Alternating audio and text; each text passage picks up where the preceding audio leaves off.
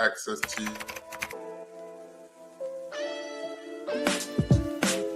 created my own little algorithms to do one thing or another, like disease states, a mortality algorithm. And I think you will have a whole levels of robotics, that humanoid robots or non-humanoid robots, whatever the case is. But the one that I really gravitated towards was Alteryx. Low code, no code, business intelligence stuff, data science, machine learning, things like that. Audio, text, and then there's big metaverse buzz. Everybody knows the metaverse. Another week of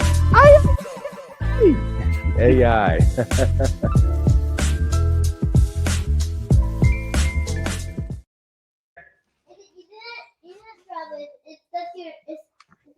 Continuing with where we've been. So yeah, Bobby, what were we discussing?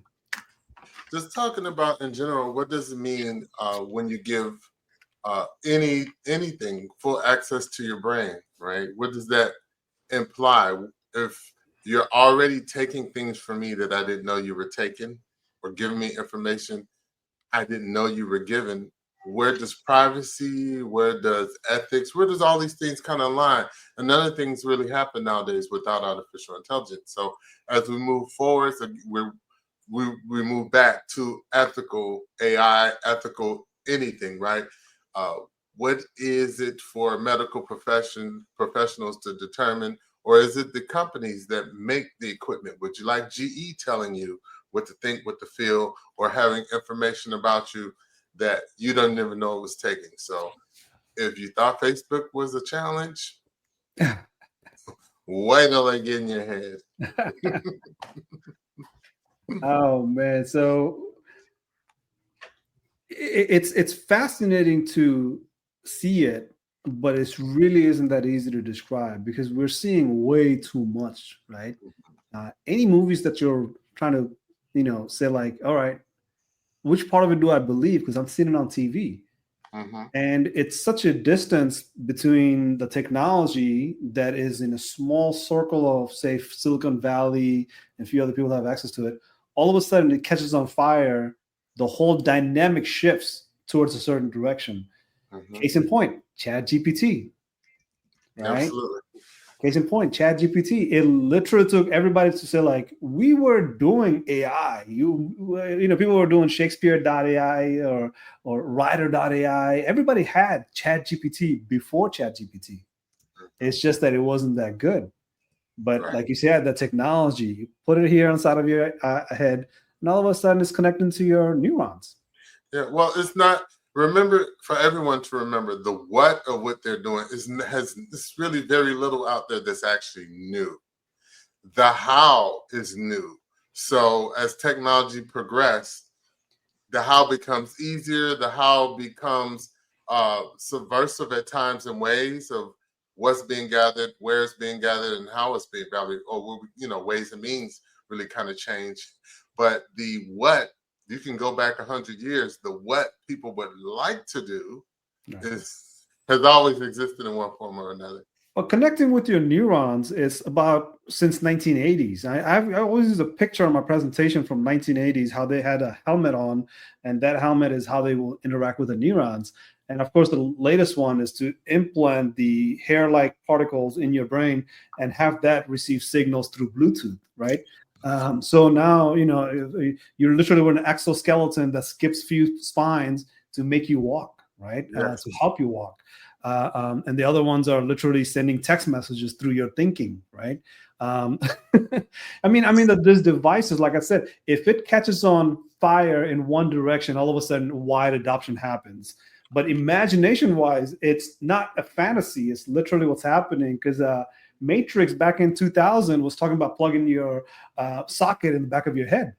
Right. Quick FYI, right? I love this information myself. Matrix is based on cybersecurity OSI 7 layers.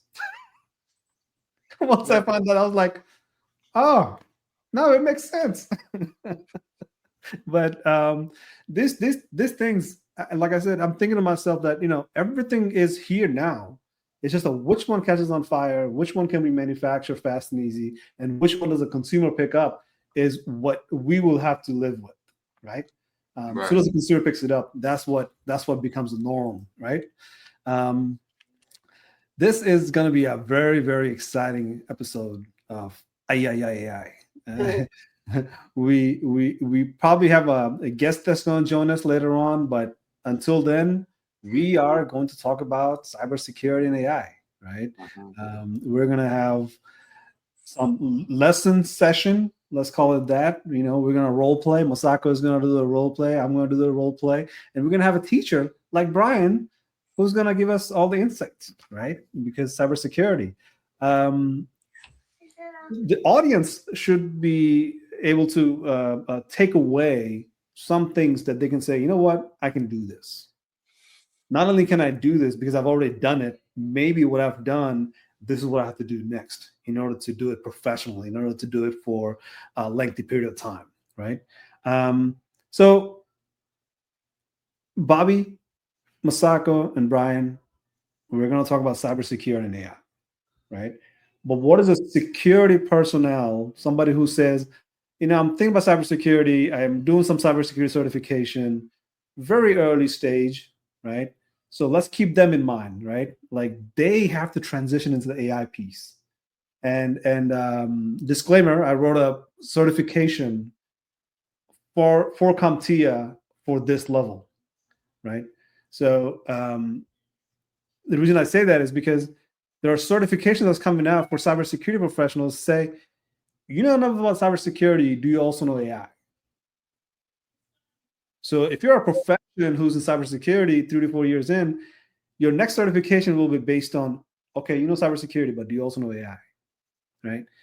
And that's why I started this whole series of conversations with cybersecurity professionals, because every profession will go through AI, but cybersecurity one, they will need to be certified through education, learning, certification process to be certified to touch the IT systems, right?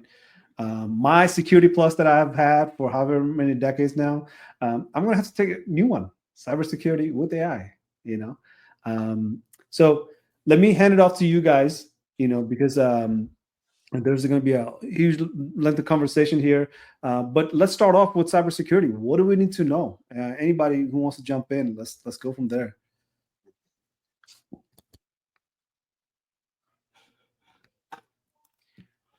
Brian, Bobby. I'll start with the question. Yeah, exactly. Anybody. I actually have a question that I feel like is so bare minimum, like simplistic, that would put it in the minds of everyone that has an email account, right? Because we always have we get these phishing warnings, right? Phishing, don't open phishing emails. Don't send email, don't forward emails to groups that you get that you don't know who it's from. So my question is how are attackers using generative AI to automate phishing, malware, and social engineering? Yeah, I'll take that. The other day I posted on LinkedIn a picture of the email that came to my box. It has all my information. I literally give away my information on LinkedIn, right? Well, of course, it's a fake email, fake invoice with fake ID numbers, my name, and everything. If I hadn't really thought of it, and I'll tell you the recent event that happened that kind of everybody was like, "Whoa, what happened? This guy cannot go down." That guy was the guy who runs this website called You've Been Pwned, right? Have you been pwned or not, right? As in, like, have somebody found you and then put your information on the dark web. So this is the website you go to, and the gentleman that runs it, you can imagine what he's doing in cybersecurity world. Like, he's the expert on this question, right? He should be able to answer this. He got hacked. He got hacked through what you just said, Masako, right? That email. So he found an email and he clicked on it, and within clicking the buttons, he ended up in another place, and that another place, it executed this whole operation that made it look like he's still not doing anything that's bad. All of a sudden, 40 minutes later, he realized that somebody accessed his website, which has lots of people's information. And this is an expert finding out within 40 minutes because their eyes are kind of like made for that, right? Because they trained on it. So mine one was literally not a big deal. It didn't say anything about clicking, right? That's what people associate the clicking part, right? They're like, open your email, but if you see a link, don't click on that link, right? So my email had a number in it, the number that I can call in order to protest this billing that I got, right? This number starts with 8. So if you're not paying attention, you will read the number as in it's a 1-800 number. I said, wow, that's the first one I've seen like that, right? But guess what the number is? 1808 something something digit, right?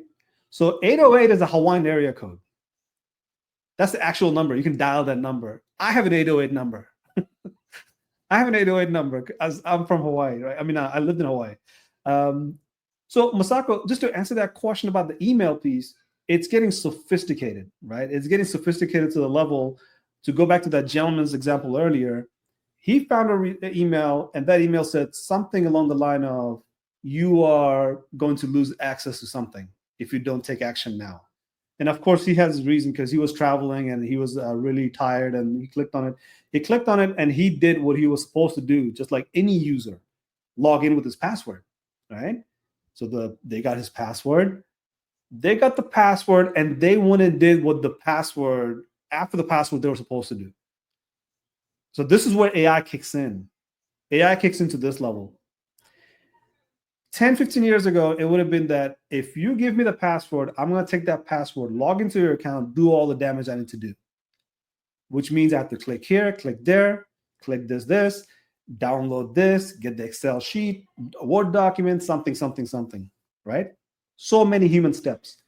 But this attack was so sophisticated. Soon as the system received this password from this actual site that looks like legit website, the system went to the real site, logged in, got all the click clack that a person would do, and probably will take them, a few minutes. The system did it within seconds. Okay. And it executed that download, and the information that was supposed to come from the website was already on the Excel sheet. Like it was in wherever it went. But it showed, because the gentleman logged in later, it was like, somebody just downloaded that file from this website under my name, and I'm the one who downloaded it, supposedly. He didn't. It was a system that did it. So within 40 minutes, he knows how many seconds it took for the system to go from steal the password, go to the real website, and steal all the information. How do y'all combat that, though? Like, as cybersecurity professionals, to me, just listening to you is exactly what happened on Beekeeper. I don't know if y'all saw that. Good example. Good example. But as cybersecurity professionals, how do y'all combat that? How does the layperson like myself combat such a thing? To me, that's fancy. That's fancy because they remove the human. Yeah. Right. Because as a layperson, how am I going to notice that I'm going to my other site to even know that all of my data has now been taken from me? How do we combat that? Brian, I think you're on mute. You're on mute, Brian. No audio. Brian. No audio for Brian. Yeah. Yeah, no audio is coming through, Brian. Yeah, no audio. Yeah. Oh, he just disappeared. All right, can you guys hear me? There you go. Okay, sorry. To answer that question, you have to have good security controls. That's where the security professionals come in, because it's the back end techie stuff that you have an opportunity to take a look into.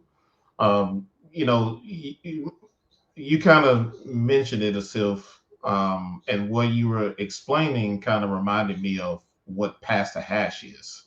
And basically pass the hash is, in today's world, you don't even need your credentials anymore. The attackers can literally get your hash value or that integrity of your session, and then actually bypass the security controls and literally do exactly what you just said. They can hack you from there.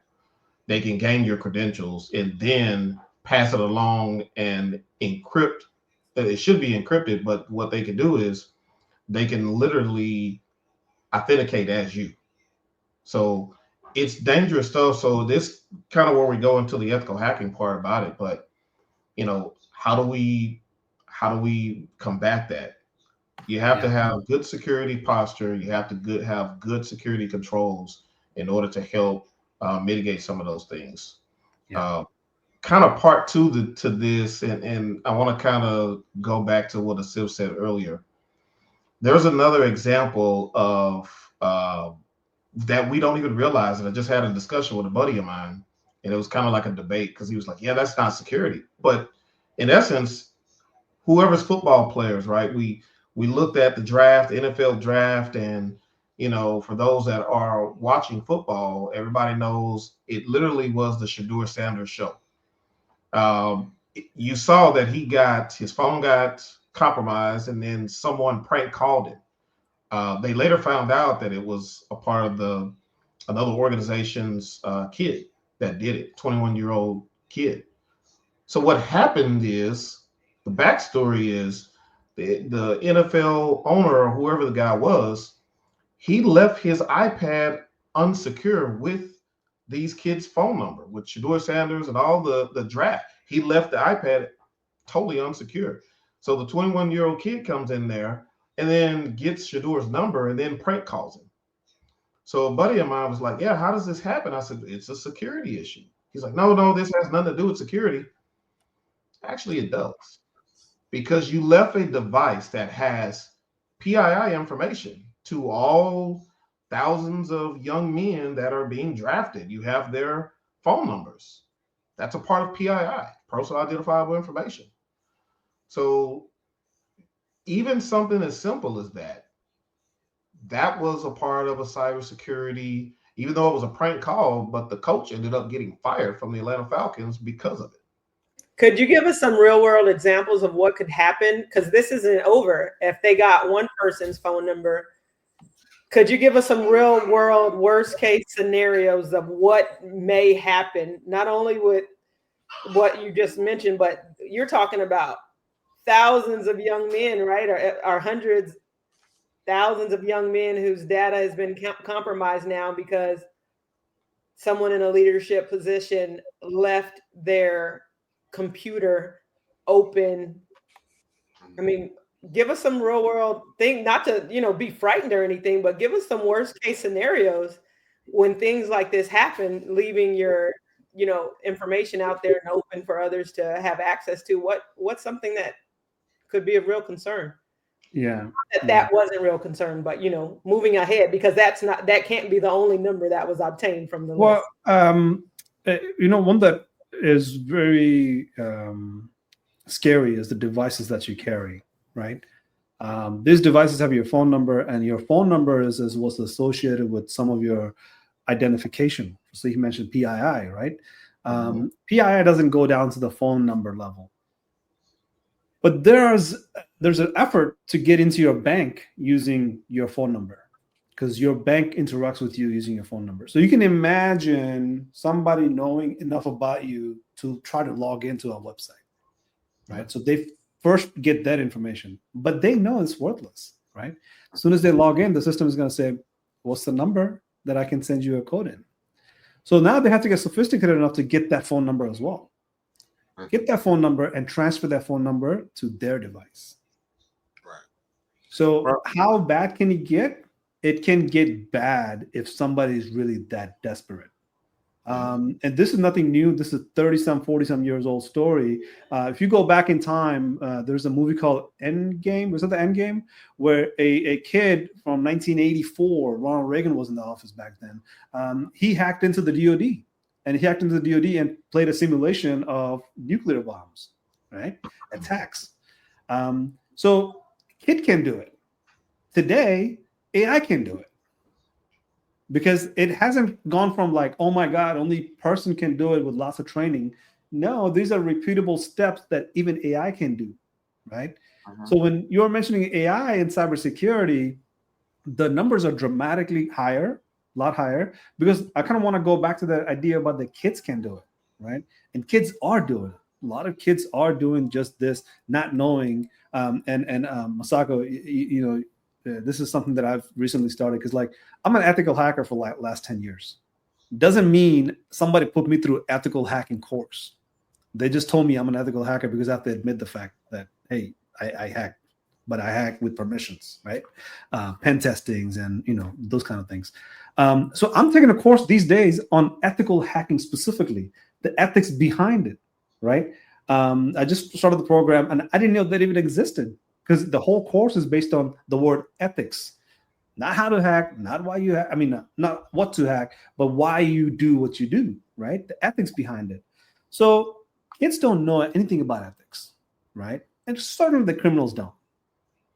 So what's our responsibility here, right? Our responsibility is to understand the value of our data, right? We have to have a mindset about this data. So when you have a data, you don't have data discussions. Nobody's going around telling you like, hey, I'm a fiduciary data advisor. We don't have that. We have financial advisor. We have counselors for certain things, but we don't have any data counselor.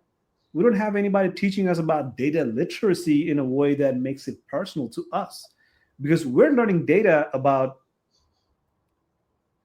business processes or governmental smart city processes, right? So the data, when we think about data, we have to really think of it like a personal thing. Like we have to really care for it, deeply protect it, stage it in a way that some data is okay to reveal, but this data is the core of it, sort of like an onion layer. Once you peel all the onions, there's nothing left. That's how it should be, right? You don't see any of those data that's in the core. So I just want to kind of walk that through, but yeah, if you guys want to chime in, I think this is a very interesting topic. Well, I think that there's multiple dangers. So first off, you have to understand, if you're looking at something like the draft, for example, they're just not phone numbers. They're phone numbers of people who very soon will be high net worth folks. So there's value in that inherently. If you take that value and then look for the many ways to weaponize it so that you can monetize it, the list goes on and on. What on the black market, a bunch of random phone numbers and random email addresses are worth significantly less than a guaranteed block of high value or high net worth folks' information. And everything we do now, there's a phone number component. And if you're thinking fast and slow on the slow game, all you're doing is starting to now cross-reference that phone number with other data that exists. Before you know it, you're building a profile. And based upon that profile, it can create a nightmare financially, just socially, so many other ways for everyone that was on the list. So we keep saying things like, and I'm saying this is a 21-year-old kid. No, that's an adult. Charge him for what he did, right? Because as we move forward in this brave new world, if you will, the impact of what people do is significantly greater at a significantly faster speed than ever before. So we have to govern ourselves. The laws need to keep up, and we need to enforce the laws that we do have. So when these kind of things happen, because not only did you do it, you videoed it. So basically, once you video for a joke kind of thing, so you say, but bottom line is, if I shoot you as a joke, I'm going to jail. So if I do something to financially take a bunch of millionaires and place them at risk, that's a crime. We need to address cybercrime as crime. We need to understand that when you take information, that information has value, and that value is then converted over so we can now estimate and charge you. Is it petty larceny? Is it grand larceny? Are we at high crimes and misdemeanors? I don't know. But we need to really start thinking about these things, and as a society, act based upon that. Now you just put me straight away in the G20 when they had the people speaking into the camera with a few key words that's able to formulate an entire storyline. Now you have all of these, I always say art imitates life, life imitates art. So we either see the movie first or we're seeing the movie afterwards. Normally it's the movie first. Movie first. predicting how things are to be. And wow, that's big. Yeah. So that's why I don't have a voicemail that has my voice in it, right? Because people will sample your voice to take that to a whole nother level. Not necessarily just to break in, but create deep fake, right? One day you get a message, Asif saying something, I am for hacking, I am not ethical anymore. As soon as you hear that, you start getting ideas about Asif, right? But this is not something that we can say, well, this is happening in the future. Like there was literally a ransom phone call that came in for a hostage, right? The dad went to the bank and got a check, cashed everything, ready to deposit. Mom called up the kid and said, "Hey, kid, where are you?" "Oh, I'm fine. I'm in my dorm room, just hanging out." But the dad thought the daughter was gone, right? So this is happening because of the sampled voice, right?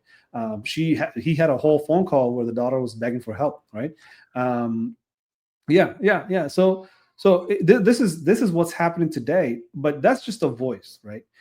We can go down to the deep fake on the Zoom call where a gentleman wrote a $25 million check, thought that everybody in his organization was on a Zoom call with him, telling him that he's good to write that check. So this happened in Hong Kong about last year. He lost his job. I think there was other stuff that happened, but that Zoom call happened. Literally everybody knows that Zoom call happened, right? Because he asked for that Zoom call to happen, and everybody that joined was a fake colleagues, right? Right. Literally their face. So yeah, Bobby, you want to say something?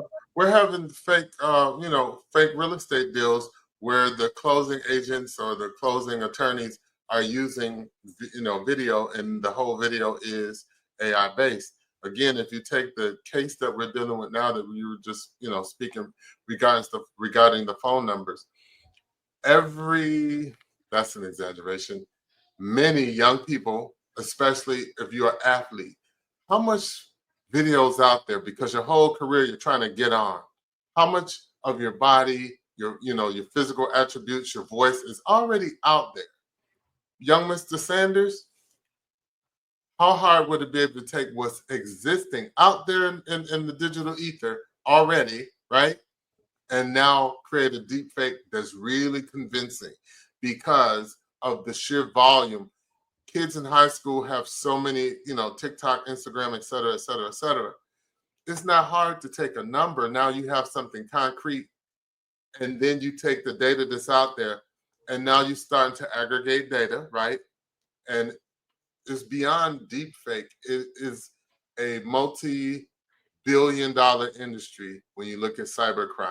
So anything you know about, they're already doing something far more advanced. Thinking fast and slow. We talked about an attack or accessing data within seconds. Well, that's thinking fast. Thinking slow is, again, I'm building a profile and it's like loading a weapon. And I'm waiting for you later to actually, once I got everything I want, to actually try to log in. Have you ever logged into a place and it seems like you had a double login? Maybe that one was you and one wasn't you. And it's depending upon you thinking, oh, this system must be jacked up, so that you won't even question it.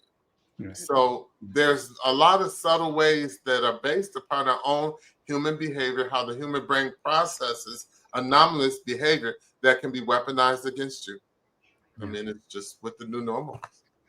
I mean, even when you think about the prank call, we think about the phone number, but as Bobby alluded to, that phone number, his phone number, and I'm not saying that because it was a burner phone, but let's just say that it was his original phone. That phone number is tied with Apple Pay and whatever Google Pay. It's tied with a lot of, information, that the hackers can sniff the breadcrumbs and take that phone number. And then, again, Bobby mentioned it, weaponize it. Now I've got access to your bank account. Then it kind of goes back to what Asif mentioned earlier. Now we've got your credentials from there, so it's a rabbit hole that could go deep real fast, real quick, and steal money and access and data within seconds. Now we throw AI to the mix. Oh, okay, we'll just create a bot, have it to do the work for us. Now we become, Rich in a matter of seconds, milliseconds. So, even the simplest of things, and I think that's one of the things that Asif and I always talk about. It's the basic fundamentals that we always miss in security. Bobby, I'm sure, and even Masako, I'm sure you guys can agree. It's the little things. That's what's getting us. It's not like hackers hack. No, someone has to do something. The user has to do something in order for that weaponization to take place.